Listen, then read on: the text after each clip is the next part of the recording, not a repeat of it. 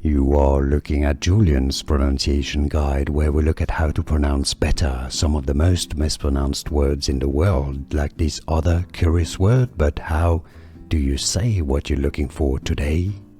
Let's learn how to pronounce the name of the street in many cities of France, but particularly in Paris, is the one that is the most famous, is in Paris. If you want to learn more names of famous places and French pronunciations, stay tuned to the channel, skip until the end of the video. Rue de Rivoli. Rue is French for street. Rue de Rivoli. If you want to pronounce it the English way, Rue de Rivoli. Rue de Rivoli or Rue de Rivoli.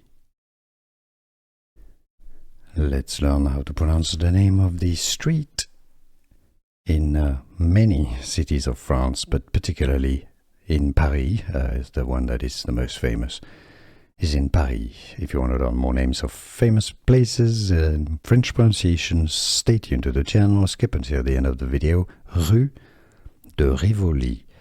Rue is French for street.